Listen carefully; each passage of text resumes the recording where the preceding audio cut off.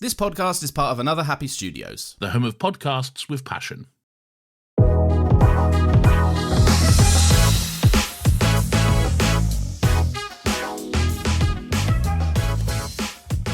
Hello and welcome once again to Talking Pictures Podcast. I'm your host David and joined with me as always my co-host Brian. Brian, how are you today? Scrack.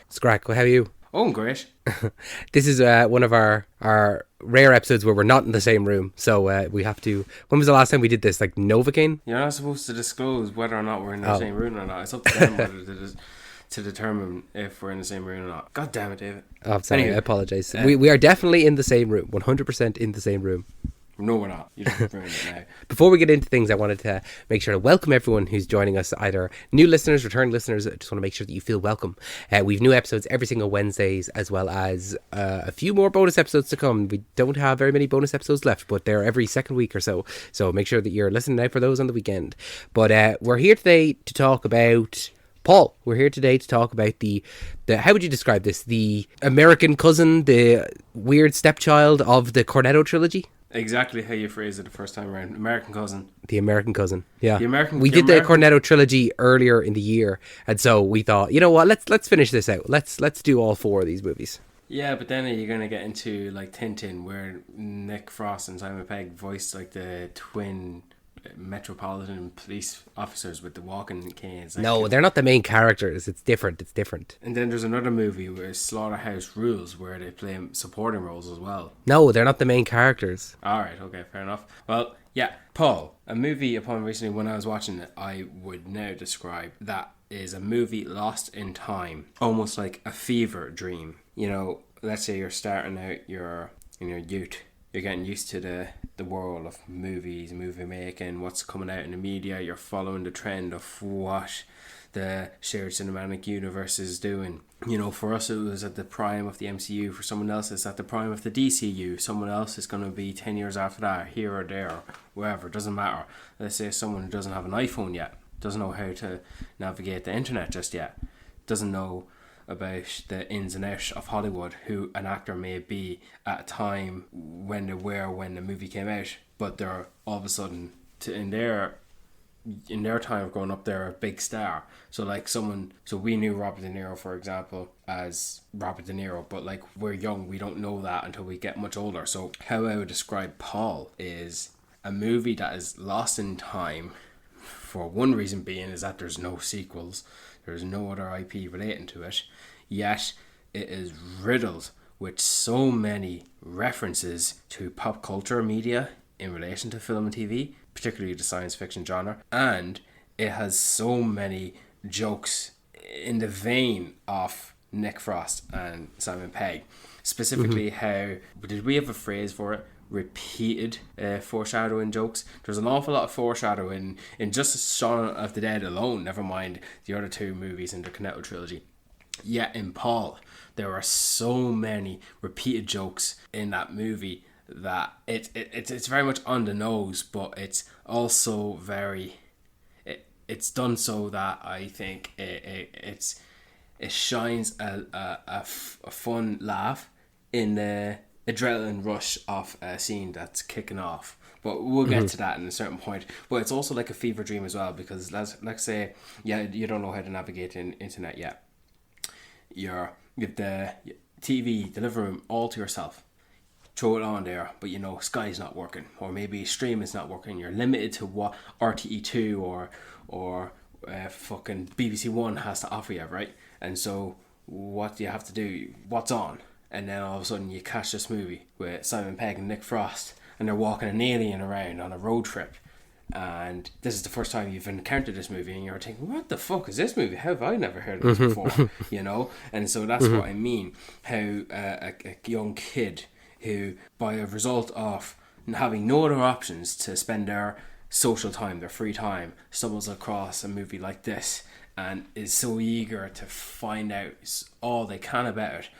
Where's it streaming? Can you get it on video or DVD? Who made it? Who's in it? When did it come out? Was it successful? Is there sequels? Is there a franchise to it? Why have I not heard of this movie before? And that's what I imagine Paul to be. In some extent, yeah. What about you? I agree with your sentiment there that it's like a treasure trove for movie lovers and sci-fi lovers. And I think that if this was the way that you described it, if this was like a kid and this is the first film that they've seen, like I 100% agree with you that this is something that like somebody has seen for the first time on like film 4, like at 11 o'clock at night, and they just stumbled across it like, oh, what's this, and all of a sudden it's like, how have I never heard of this movie before?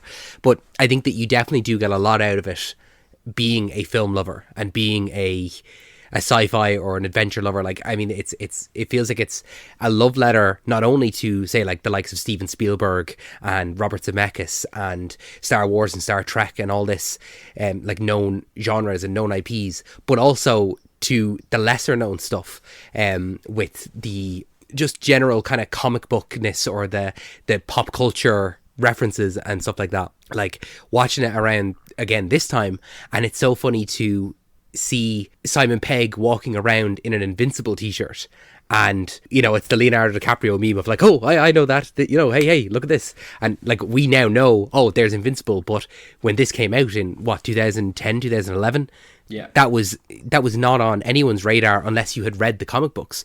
And even more so, you go and there's scenes in the comic book shop later on where they're looking at comic books, and you can see a boys comic for The Boys. And now The Boys is arguably one of the biggest superhero franchises in the world right now, and here it was 10 years ago, and the only people that knew what it was are the people who have actually read it and haven't experienced the TV show. And I mean, it just goes to show you, I think that it not only does it come from, I think, the love of movies from Simon Pegg and Nick Frost, but from a love of the pop culture and the nerdy culture that Seth Rogen brings to it. Because as we know, Seth Rogen plays Paul in this, but who is the producer on both Invincible and The Boys? And that's Seth Rogen. Like, he's heavily involved in both of those aspects, both of those franchises. There is also the element of, whether it's a family or a man and a woman, or in this case, two best friends on some sort of a road trip, a journey, an adventure, where the third wheel of them, the MacGuffin, the poster child of the IP that you're watching, is an obvious traditional looking alien, voiced by Seth Rogen, with Seth Rogen's type of humor. There's just something so clever and so well thought of, yet so simple. I think it's very much underrated. I do think so too. The idea of two best friends who are science fiction nerds go to Comic-Con and then on a road trip in America, and they stumble across an alien who's trying to get home. But the alien is, I love this key element to it. It's in the story as well. It's in the movie where Nick Frost says to Simon Pegg, he looks too obvious, and Paul gives a reason for that his likeness and image in his appearance was inspired to put what a traditional alien UFO species would look like on, as he said, lunchboxes and t-shirts and shit. So it's a very clever way to it's a very clever way to, I suppose, that Paul can copy these things or these tropes from other movies by saying, no, those other things actually copied me, I'm the original. And so they kind of get away with that, even with the look, exactly like you said, like, you look like too much of a traditional Martian. It's like, yeah, why do you think that is? Like, they all based it on me. And then later on, like, little things with the way he gives the idea of Spielberg to Spielberg about like the glowing finger and stuff like that, and like transference of healing and stuff. He's it's like, oh yeah, no, all these things, all these pop culture things that you know about, they all came from me. So you don't question it when he's doing it in the film. And it's like, all right, okay, yeah. Yeah. And here's the other thing of as well. Yeah. Sorry to cut you off, but it is a very traditional. It's a fish out of water story where we have both of our characters, Nick Frost and Simon Pegg, as these typical English people in America who are then fish out of water, like, oh, we don't really know what the culture is here. It's all very weird, all very strange. And then you take those fish out of water and take them out of the water again and introduce then the alien, who they're now in this completely other world, even though they are familiar with it in some ways. Yeah. They're completely out of their depth. And then you introduce Kristen Wiig's character, who is then another complete fish out of water. You know, she is growing up along the Bible Belt and fully believes that the earth was created 4,000 years ago and everything is to do with God, and let's completely shatter her world and throw her in the deep end of this journey that she has no business being on at all. You know, you're on a good roll there, because even though all our characters here, the main gang, they're, as you said, fish out of water, it's not as if they're helpless on their own. They are able to stand for themselves. Like, Paul has been here since the 60s. He knows the crack. He's able to get around, and he's very much filled with knowledge. And but also a fish out of water, because he can't just walk around like everyone else. He has to navigate the world slightly differently. So that's why he's relying on the two British boys, right? Nathan and Lauren. Nick Frost. And he's relying on them to navigate him in and out, moving him to where he needs to get going. And yet, while they, to him, seem like the best bet, they are still, limited by the simple fact that they're not from here.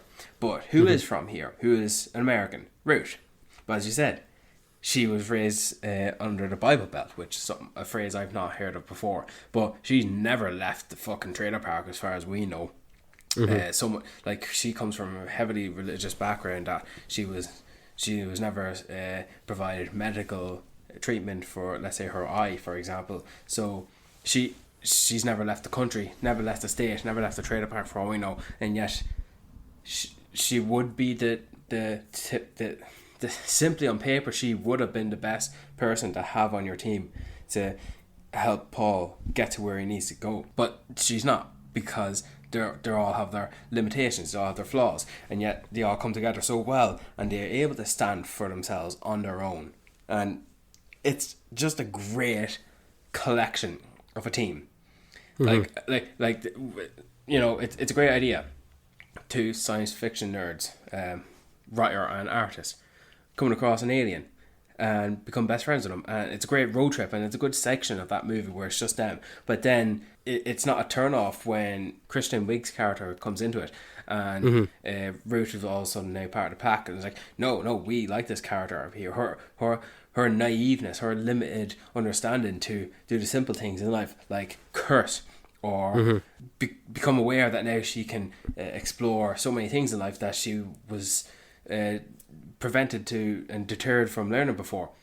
It's overall a great collection of characters, and I think they're just all well written. And what do you make of this part where this movie, Paul, 2011, makes its statement that God does not exist?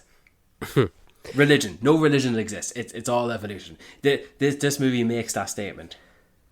What do I think of that? Yeah. I mean, I'm not a religious person at all. Like, I think that, it's not something I believe in. I think that a lot of people find comfort in their belief, and if you find comfort in that, then more power to you. I'm not going to be the one to try and argue or shake your beliefs or anything like that. Paul is the complete opposite of that, which is, he can't stand that someone would be so indoctrinated within the religious community that there's no possible way. But then again, like, I mean, the facts that Kristen Wiig was spitting out, they were, objectively incorrect facts. They're not correct. 4,000 years that the world is like, we know for a fact that that's not the case.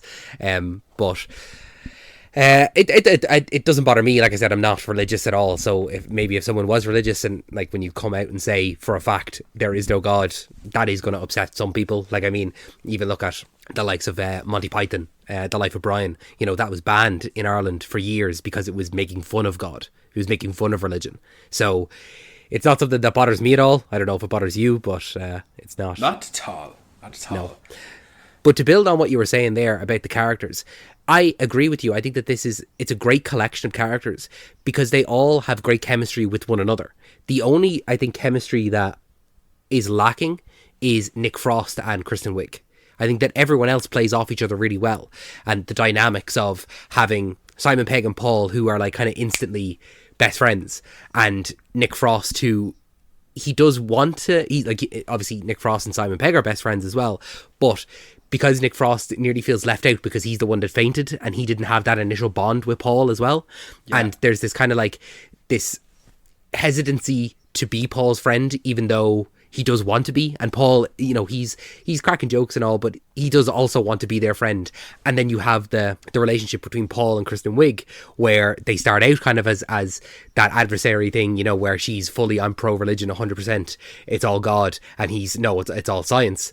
And they slowly start to build a bit of a bond as well. Look, I'm sorry, I didn't mean to upset you or anything like that, but I just wanted, to prove, not prove that you were wrong, but, show you that there is more to this world than just that. I don't know. I think the lack of chemistry between Simon Pegg and Kristen Wiig, I think that further solidifies that he is the best friend to the bloke who is with the girl. Mm-hmm. It's like, well, maybe it's not less. Simon Pegg's the main guy, and he gets the girl. Nick Frost is his best friend. Well, maybe I don't mean there's a lack of chemistry, but more so a lack of interactions. Yeah, but it's a movie at the end of the day, really. There's what about?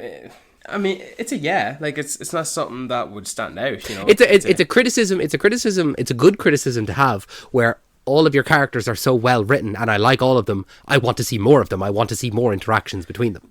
Yeah, well, we should have gotten a sequel then, shouldn't we? I don't know. I think there's the film as a whole. I want to, yeah. So I've asked you twice now, and I feel like you've not given me an answer because your 3-star rating on Letterboxd hasn't really solidified it. What do you think of this movie? I do like it. No, I think that watching it this time around, I'm going to bump it up. It's a 3.5-star film, all right, for me. I do like it. I think it is quite funny. It just doesn't. I don't know. I don't hold it in the same reverence that you do. But I think that it's the perfect one movie kind of film. I don't need to see a sequel at all. I think it completely wraps itself up. And I think that it completely serves itself from start to finish. I'm happy, I'm content with where all of the characters end up, that I don't need to see a sequel. It's one of those things that I know that if they announce, they're making a Paul 2, you will be over the moon. And I will say, I will be the negative Nancy and go, why? We don't need that. I would rather see another project with Simon Pegg, Nick Frost, and include Seth Rogen in it. It doesn't have to be a Paul sequel, but I would like to see all these guys work together again. Well, look, Simon Pegg's, there's no chance of a sequel happening, so look, that's just the way it is. I don't understand why, when this came out, I was comparing it to the likes of Seth MacFarlane's Ted, and fucking, I don't know why, but I thought, why does Ted I can see that, get a sequel? Yeah. Why does Ted get a sequel and Paul not, It's the raunchy CGI character, that can play off a real person. I can see where the comparisons lie, all right. Yeah. But just Ted seemed to just hit to a certain level that Paul didn't. Look, but based on how the movie ended anyway, it doesn't just end with Paul going home. It ends 2 years later, where the two lads have become successful and notable again with writing a new science fiction novel, and we're seeing pictures of them, of their success, and how Simon Pegg has progressed his relationship with Kristen Wiig. We see an image there where Jason Bateman is working security, presumably for the two lads. That's in a still image in the post-credit scenes. Adam Shadowchild, who didn't give two shits of a fucking stir fry for the two lads at the start of the movie, all of a sudden is opening for the two lads out. The waitress at the bar, Jane Lynch, a character who was just there, who as a glorified cameo, all of a sudden has reappeared because she knows them now, all of a sudden, So because of how, through these little nuggets in the end credits, we see that that everyone has moved on with their lives. Everyone keeps living. And this is just one event that happened in their lives. There's no reason for there to be a sequel. There's no reason for Paul to come crash landing back at Earth again, or to recruit the two lads because he needs them on an adventure, or that the two lads end up getting shipped out to space by rocket ship or transporter, or some form of transportation portal. None of that. No reason for that. It was a good movie. It was a good journey. No, it was a fucking great journey of a movie. I really loved it, and all the pieces seem to come together in the end, and it has a good closure of a finale, I think. Look, no movie's perfect, but I really like this movie. I like what you said there of two shits of a fucking stir fry. That sounds exactly like what Ruth would have said in the movie. Like with her, just I've never cursed before, so I'm going to say every curse word I know in every sentence. Let me ask you this now: who did you forget was in this movie? Who did I forget was in this movie? Jesse Plemons. Yeah, I thought he was definitely going to be one. David's definitely going to be surprised to see Jesse Plemons in this movie.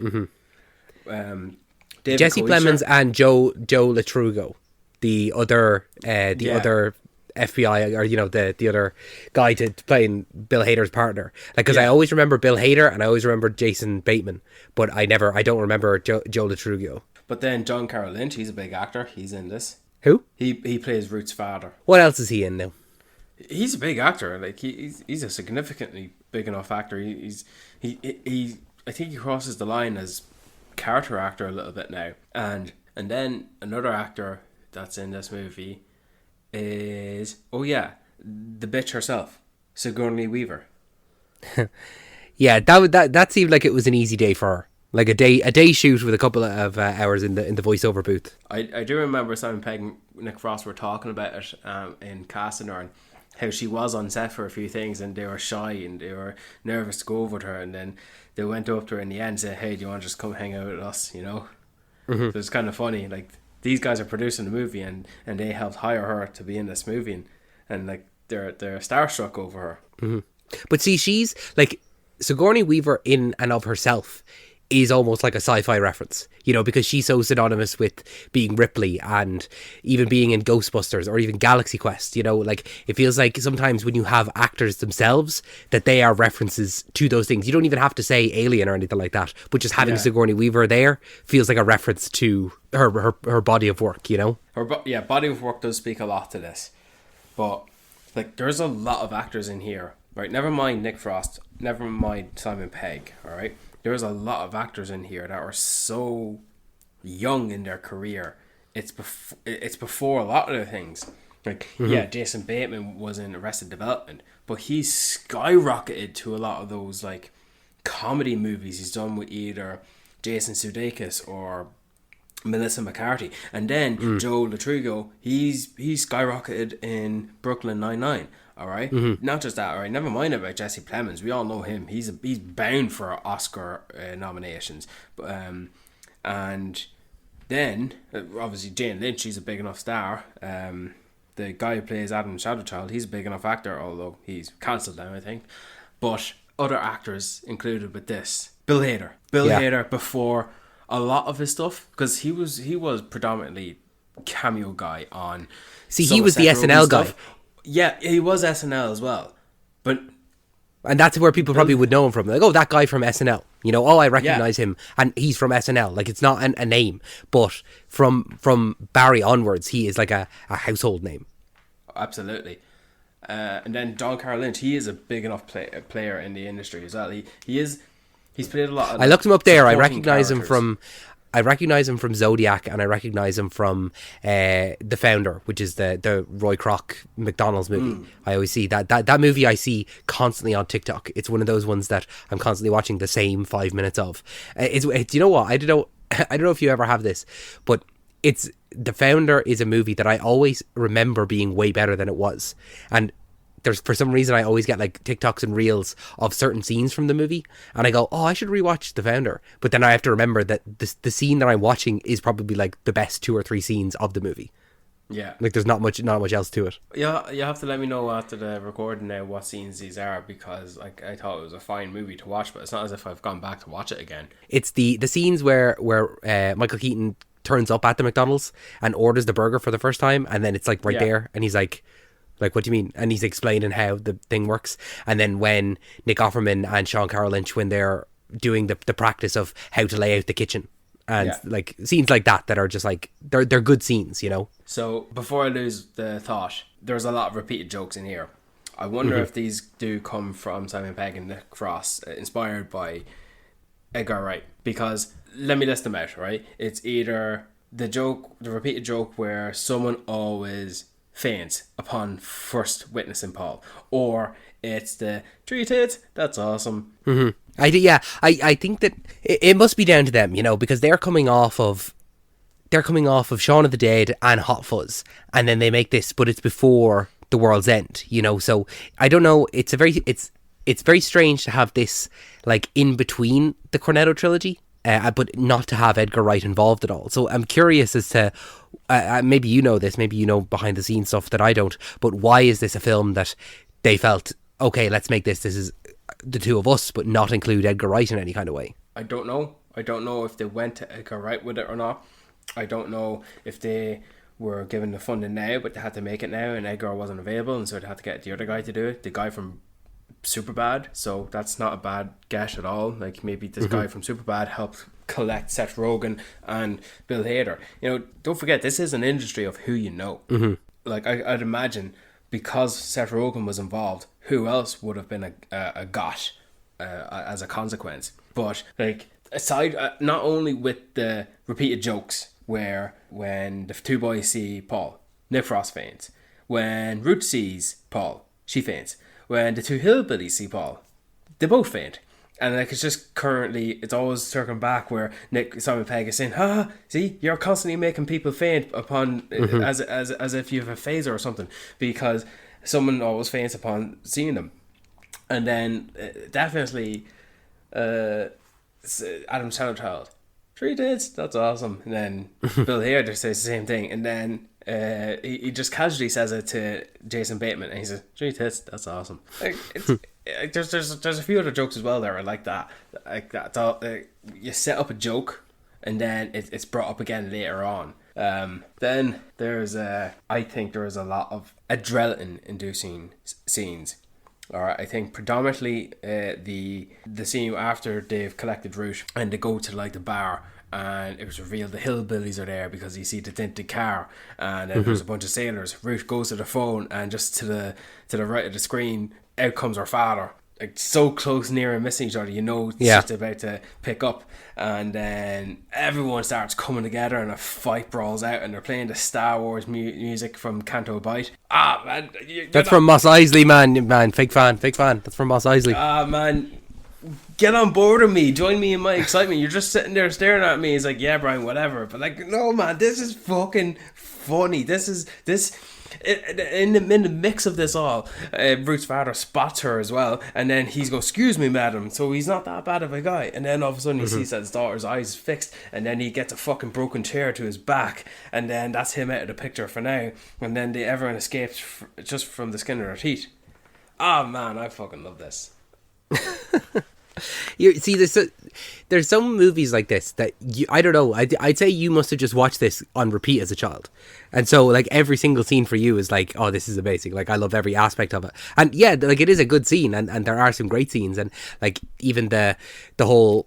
What's your one, Tara, when they go to her house and the agents come in, and that whole big sequence, and then later on when they're at the landing site and we introduce the guns and we see the firepower and all that kind of like the action there, like it is all good, it's all well choreographed scenes, but I think you love this movie a lot more than I love it, so that's the only reason I'm staring here. I'm looking at you, you know. I think it's all the moving parts, all right, because we've got the main body, right? We've got Simon Pegg, Nick Frost, we've got Kristen Wiig, and they're bringing Paul across, right? They're getting along, they're happy-go-lucky, they're the best friends ever, they get along better than the fucking Wizard of Oz gang, right? So you have on their tails, chasing them, Jason Bateman, and he's with Bill Hader and Joe, what's his name? Joe Latruglio. And then when they like square off against each other because they see Paul and he tries to send them home and they want to capture Paul for themselves. So that's now two antagonists faring after Paul and trying to get them, you know, get the good guy, get the protagonist. And then you have Ruth's father as well. He's on their tail as well, going after them. So it's not just from one direction. Yeah, there's so many different aspects of where they're running, and you know, exactly like you said, they're running from the agents, they're running from Ruth's father, they're running from now these hillbillies as well. Like there's so many antagonists that could any one of them could catch them at any time. You know, there's so many close calls throughout the whole movie. There is a bit of a road race to them. You know, like the wacky I can't fucking speak. The wacky road racers, because it's not just a simple two-party chase. There's a lot of bodies involved. And then when the scene explodes at the farmhouse, Like they meet Tara, they have their little like calm before the storm. They've plateaued a little. We've had our nice emotional scene where Paul goes back to the little girl that pulled him from the wreck, and then Jason Bateman's there, and obviously it's revealed later on that he's actually trying to help Paul. But sure, didn't fucking Bill Hader and Joe rock up to the place trying to infiltrate it and capture Paul. Like Paul didn't know that was Jason Bateman. If he did, he wouldn't have zapped him. He wouldn't have like knocked him out.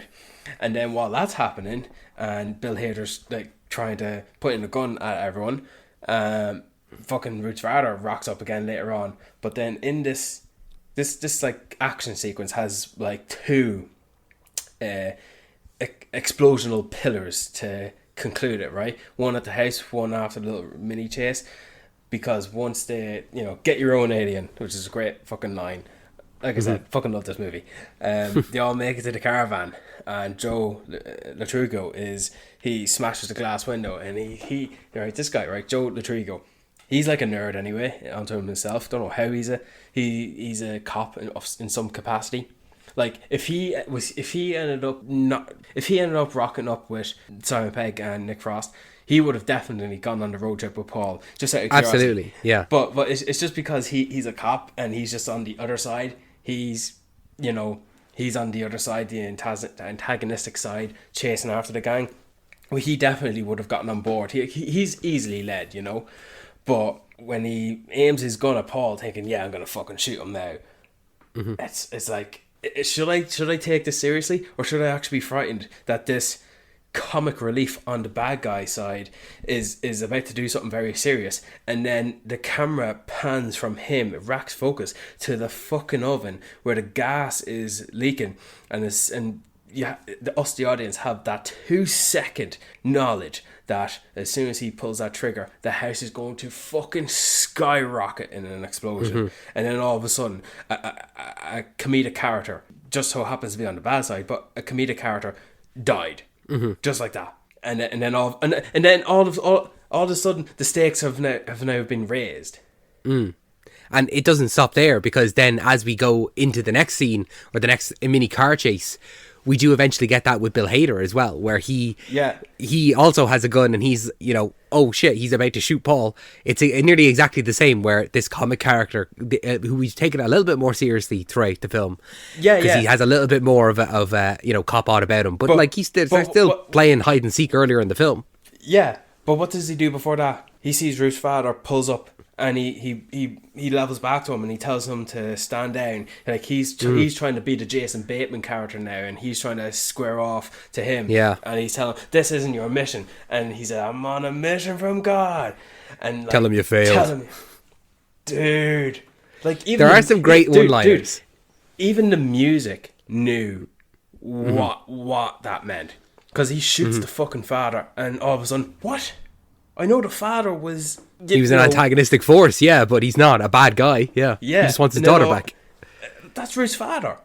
And now you're led to believe that he's dead. Like the way the music like dowers down all of a sudden, like Bill Hader all of a sudden, who was more serious but still comedic, still humorous, is now an even worse villain than Jason Bateman for such a short period. I'm telling you, and then it eventually leads to his ultimate demise as well. And I mean, realistically, the people that are the worst of all of the characters, it eventually does become Bill Hader, and it does become it's always Sigourney Weaver, and they're the only two characters that die, because Joe Latriglio, he does survive the explosion. Just about. We see him in the post-credit scene, but I like to think that doesn't happen. I do appreciate the stakes that the movie was setting up, where the when you're watching something like the fucking Pirates of the Caribbean movies, and you have the two goofballs on Barbossa's ship, the two lads I'm talking about, one who's with the bald head and the other one with the eye, Pintail and Regeki. It's all of a sudden as if these two guys were, they're scary, but you wouldn't think much of them, but then all of a sudden you give them a bit more screen time, and then all of a sudden you are to take them seriously because they're doing damage to the characters you're following. So I want to go in a different direction. I think that some of the best scenes are actually the opposite scenes to what you're describing there, with the high octane and the adrenaline action scenes. I think that some of the best scenes are actually the much more quieter scenes, the more intimate scenes, the time when the movie slows down and takes a moment. And some of those scenes are when they initially find Paul and they put him on the RV, and just before they leave, Simon Pegg takes the time to go out and pull off the bumper sticker that says alien on board. That's just a good like visual gag, but it's also just like a, you know, you wouldn't have thought of that at all. Like that, if you hadn't have done that, it would have been a funny shot later on the film of them driving off with that and the thing. But then as well, the scene where Paul fixes Ruth's eye. You know, that's such a lovely scene of him really showing that, yeah, he could be a bit of an asshole sometimes, but like I'm gonna do good. There's the scene where he apologizes to Tara. There's so many like just nice, quiet, intimate scenes when they're all sitting around and smoking a joint together. When Paul is in the comic book store and he is talking to the kid and he's like, "Oh, are you scared of me?" And he's like, "Yeah, but also no." You know, like it's these interactions, these nice little moments, these character moments that are. They don't need to be there at all, but they really just add to the film that they are there, you know? Oh, hey, man, you're talking to me, who I fucking love the entirety of the movie. Like, I do appreciate those moments as well. Like, the high octane moments are great, you know, gets you pumped, gets you going, but it is the character workings, it is the little build-up that it introduces. That is very good. It's here, look, you got no argument from me. You're absolutely preaching right. to the choir, really.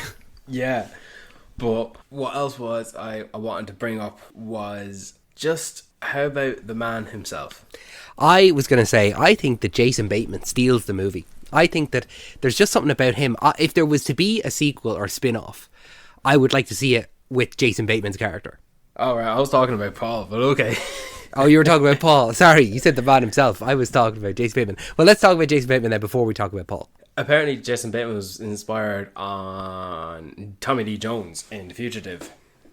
Okay, interesting. Yeah, I get that vibe. All right. I mean, I think that he's so funny in how serious he is. Like, because he's such a comedic actor, and we've seen him in the likes of Arrested Development. And you're right, those other movies that, like, say, Horrible Bosses or The Switch Up, or the lots of what is it? Tammy is another one. Tammy, yeah. No, not Tammy. Identity Thief. Identity Thief, yeah. There's so many. You're so used to seeing him in the comedic roles that then seeing him as a completely serious, like he's the straight man to all of the comedic characters in this. Yeah, are great. But he has so many great lines and so many great sequences where he says things so seriously, but they're so funny. Like when he goes to shoot, but his gun is out of bullets, and he's like, "Motherfucking titty sucking son of a bitch." And then when he's on the radio two cockpits. When he's on the radio to Sigourney Weaver, and she's like, "I'm coming down there myself," and he shoots the radio, and he's like, "Boring conversation anyway." Like, there's just so many great lines, there's so many great sequences, and even earlier on when is it him that says when your man's like, "Oh, 3 titties," and he's like, "That's pretty cool." Like he admits it there. He's like, "Yeah, that is pretty cool." But he doesn't smile or he doesn't say it in a high pitch. He just says, 3 tits. That's awesome. Yeah, matter of factly. Yeah, that is awesome. That is the case. And then he's scary as well in the when Bill Hader and Joe Latruglio, when they are left out of the loop, they don't know they're hunting an alien for the majority of the film. They have their suspicions, but it's not confirmed. You'd think Bill Hader and Joe Latruglio would turn out to be the good guys in this situation, but it's the opposite entirely. You know? Yeah. And when he pulls the gun on Bill Hader, it's a very serious moment. You're like, oh, okay, this guy means business. So I think when I first watched it, like the fact that Jason Bateman turns out to be a good guy and he's been working with Paul the entire time, it does feel like it's a little bit out of nowhere. There's no kind of indication or like any subtle references to, oh no, actually, hold on, I could see this going this other way instead. So I'd say that would be a slight criticism I'd have, is that it does kind of feel like it came out of nowhere. Oh no, I don't think it didn't. Look, there was no hint or suggestion to inform us, the audience, that he was actually trying to help Paul overall. Like he was, but it's a perfect bait and switch. It's a perfect twist for this character change. Like it was as big as a shock as it was it's probably one of the top 3 biggest shocks. Like when I remember watching this movie, my jaw opened up the fuck when some comedic moments happened. Like Paul stepping out of the bathroom saying, "How do you explain me?" to Ruth when he's challenging her beliefs on God, and all you can think of is, Paul, you just fucking gave yourself away. Like, but the way it was executed, and just his build up where this highly religious believer challenging some guy in the bathroom taking a shit on her beliefs and saying that evolution is the creation of mankind, and out steps a fucking alien saying, "How do you explain me?" Like, that's one jaw drop of a moment, and that's just one example that comes to mind. But and especially with the deaths, with the explosion at the farmhouse, that's another, I think, jaw drop. But yeah, the reveal that Jason Bateman was good. He was helping Paul. Like, I didn't think it was unexpected really at all. But look, it was unexpected. But a criticism that it doesn't make sense. It doesn't body you. No, not at all, not at all. I think because of the direction they went with Bill Hader and Joe Rodrigo, I think it would be too similar now to just continue to get, you got one down, you got another down, you're just going to get the third one down. No, switch it up a bit, spice it up a bit. Make Jason Bateman one of the gang, He's in the picture at the end, and that's the main thing, is that who makes it a picture at the end, who's standing in frame, It's the whole gang, it's Tara, it's even Ruth's father as well. Like, everyone in that picture deserves to have their story continue in a sequel, whatever form it may be, because they're in the picture, they're like a family, It's a nice get together. I could see a Paul animated series, a sequel series that's animated, rather than just getting a full-blown sequel. I don't think you're not going to get a full-blown sequel, but no. I could see an animated series, or even continue it in a comic book or something, a graphic novel. I'll take anything at this point. But before we do get to it, here's a suggestion that I thought of, somehow of a continuation in the IP that would be Paul. Just because you drop this sly talking, shit giving, really rude alien and drop him into a road trip with two science fiction nerds from Britain who just happen to be Sean and Ed, that doesn't limit pairing Paul with other type of caricatures or character types. For example, throw Paul in a situation where he's on some sort of a journey, adventure, or road trip with a pack of stoners. That's so what I'm trying to say is, that's one example. But what I'm trying to say is, Paul is the type of character that can interact with anyone and get along with anyone.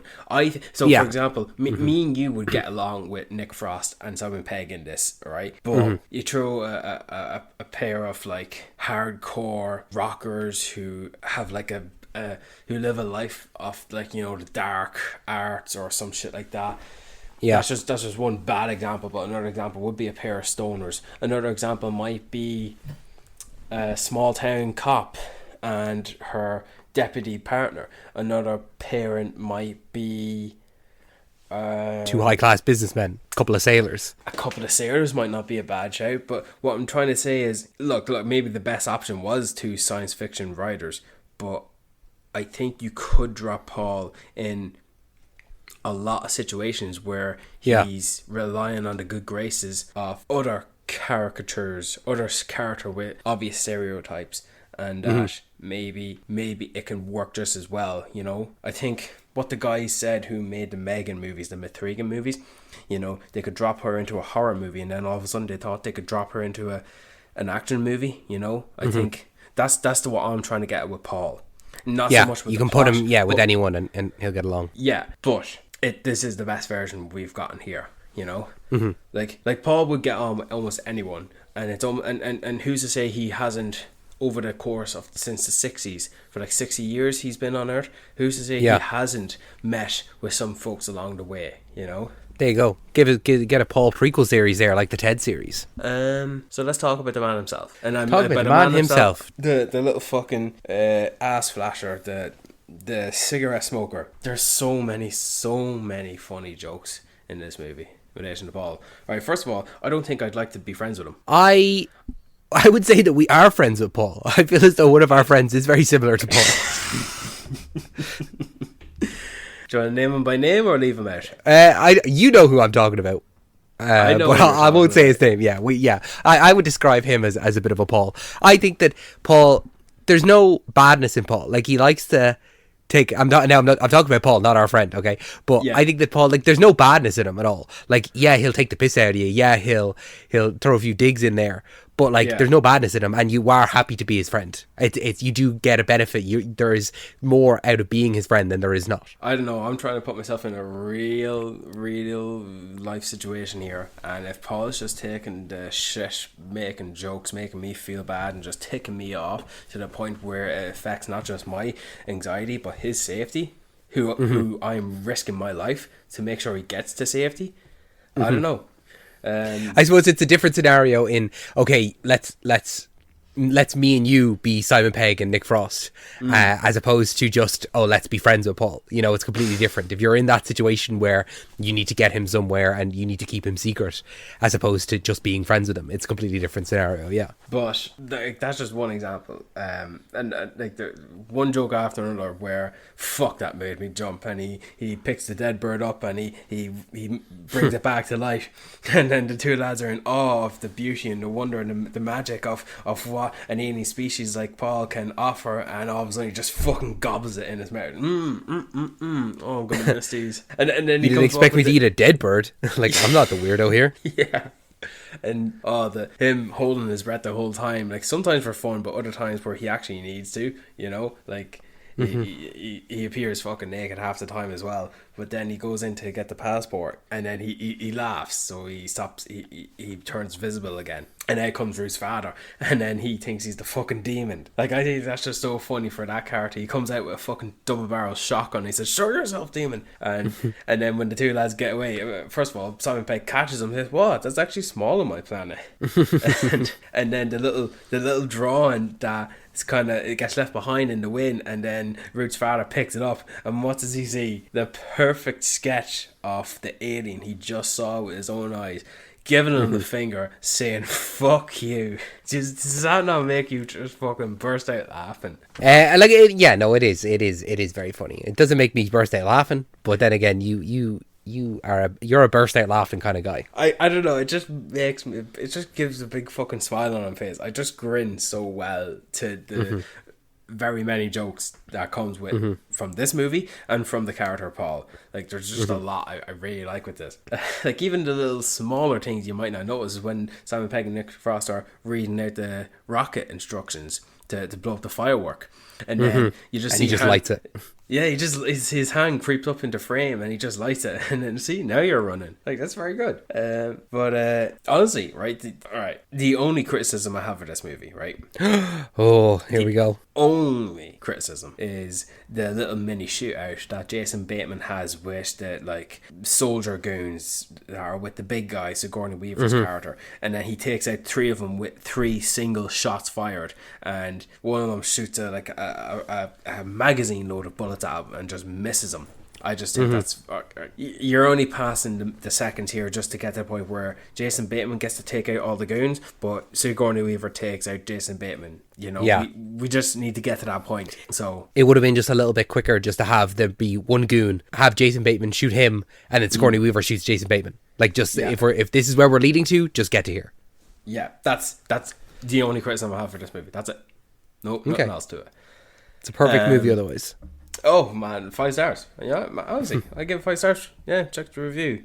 Like, this movie just feels right. I just love this. Like, I'm getting more of a kick out of this, but hence why I wanted to talk about it.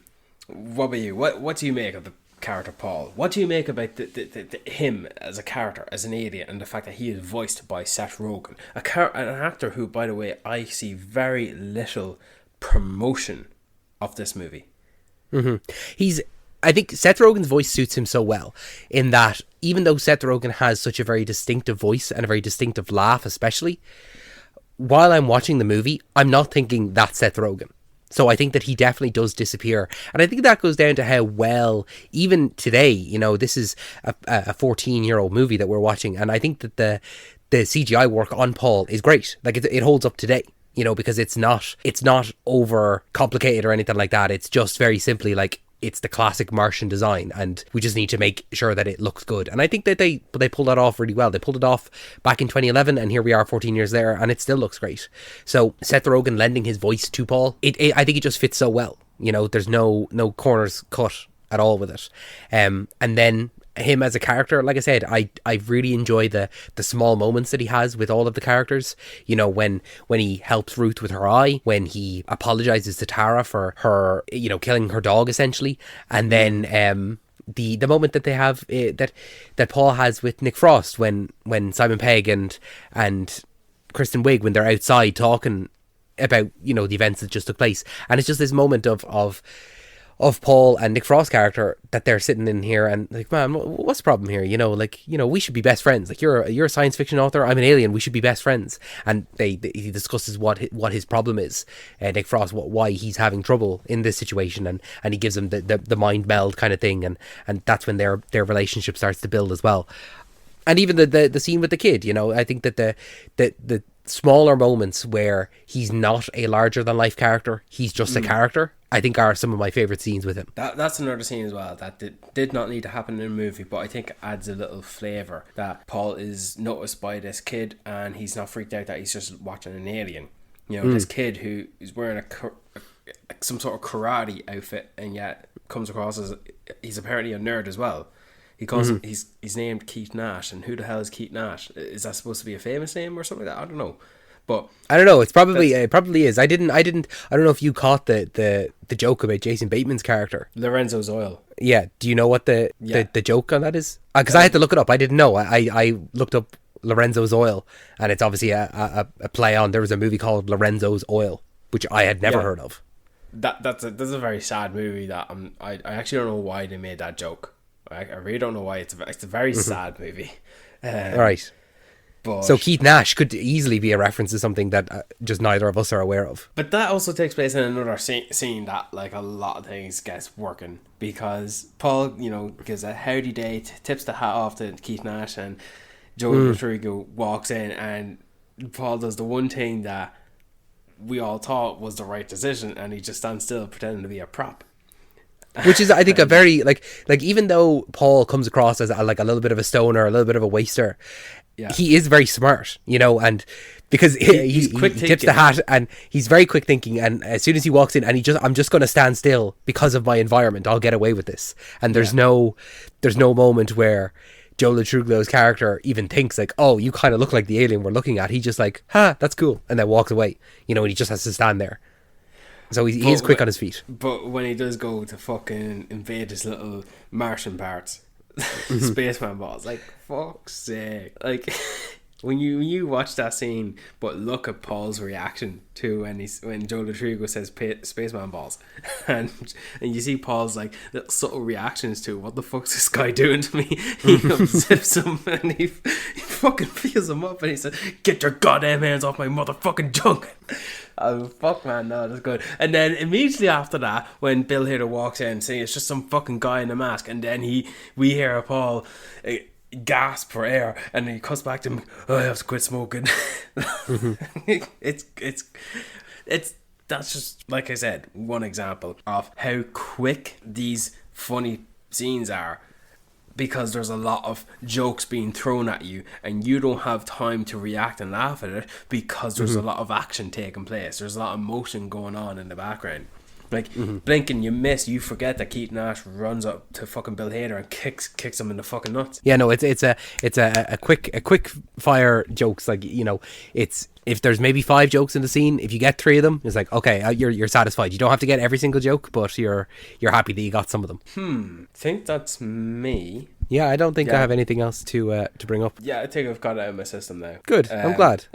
It's a shame that there was not much other promotional material for this movie, because like, obviously at the time I'm not going to pay much heed to it. But I didn't know who Seth Rogen was when this came out. I think that 2011, I think I might have been in the same boat as you. Seth Rogen, let me think. Like, obviously he would have been in Superbad. I wasn't really that much of a watcher of Superbad until after. No, me neither. I was kind of late to Superbad. Yeah, you know what? I'm just scrolling through his filmography here, and I don't think. I think that maybe I would have been aware of him all right with the likes of This Is the End, and that's maybe 2013 though. Yeah, I don't think I saw Paul straight away though. Like, I think I was late to Paul. So I would have been aware of him, but I suppose you were there 2011. I think probably at this point, though, before Paul, his biggest movie definitely would have been either Superbad or Knocked Up. But the only reference I could go to point out that's the actor who's voicing Paul, and it was that one cameo scene Seth Rogen had in Step Brothers. Yeah, Step Brothers, yeah, absolutely. Or 40-Year-Old Virgin. I didn't watch those movies as I was not an avid watcher of Knocked Up or 40-Year-Old Virgin. Like, Okay. Those are Steve Carell or Steven Seagal movies, you know. Steven Seagal. Wait, was Seth Rogen in Knocked Up? Yeah, Goes to show Seth how- Rogen is the main fella in Knocked Up. Goes to show how little I know of Knocked Up then. Yeah, I suppose. What form of continuation would you think would be best to go with in this? I think either an animated series or a prequel series. I don't think, like, I really do think that if they announced we're doing a Paul 2, I would kind of go, why? You know, I think that I am satisfied with where the story left off. So I think an animated series, either prequel or sequel, like I would prefer prequel probably, but sequel, if it had to be a sequel, then, keep it animated. But do you see that then what I mean when I describe this movie as a fever dream? It's lost in time. Oh, you know? yeah, it's like a blink and you'll miss it. Like if you haven't seen it, it's not something that you're going to be seeking out. Yeah, you'll get more references in a collection of movies based on the kind of humor that's coming out today, primarily from the MCU. Like there's a lot of that. Like how many times does Tom Holland's Peter Parker make jokes about science fiction movies or stuff like that? And that's just one Yeah, example. no one's referencing Paul. Yeah, whereas Paul referenced the lot of them. Like the lot of them. There's only one other movie that I could point out that's a fever dream, like blinking you miss it, Lost in Time. Only so little will know of it, and that's Help Him a Fish. Yeah, actually, that's a good, which is another one that you, a big one in your life. And you can go back and listen to that. You did an interview with the director for that, Stephen Fieldmark, wasn't it? Let's plug that. But that's just me and my taste with films. Sometimes they hit me in such a way. Like here's another example that is not a high praise or that I love, but I could acknowledge is a fever dream, a movie that's lost in time, and that's Galaxy Quest. Yeah, Galaxy Quest. Yeah, it's I and that, you know what, that has Bill Hader and Sigourney Weaver in it also. That's Bill Hader. I didn't know that. I think he plays one of the aliens. Yeah. Silent role, nothing much to him.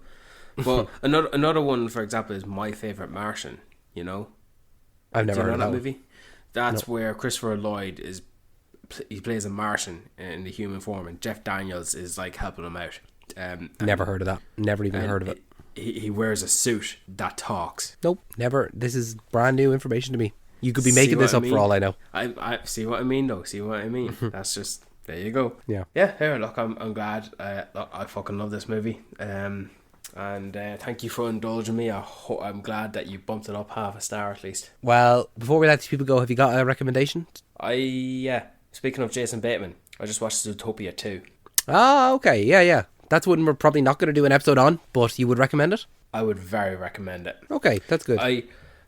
In a year where Zootopia and Moana came out, I was an avid fan of Moana, and now in a 2-year period where the sequel to Moana comes out and then the sequel to Zootopia 2 comes out, I'm a much avid fan of Zootopia 2 than Moana 2, and I only seen it today. I seen Moana 2 a year ago, and I don't know, I think it just has something to do with how the movie captures the cuteness of the relationship between Judy Hopps and Nick Wilde. I just love their relationship. I love those characters, and I want more. I want another sequel, just like I want another Inside Out sequel. I think you will get it, because I was looking there. I saw the initial projections. I think that the movie was projected to do 500 million worldwide on its opening weekend, which is like, it's insane numbers. The Chinese market is so big for this, so I think that, it'll cross 1 billion. I know it'll cross 1 billion, but I think it's a safe bet to think that you're going to get a zoo. What did you recommend? Zootopia or Zootropolis? What is it? In Ireland and the UK, it's called Zootropolis, but in America, it's called Zootopia, because apparently Zootopia is much easier for our American friends to pronounce. Okay. I was curious as to why.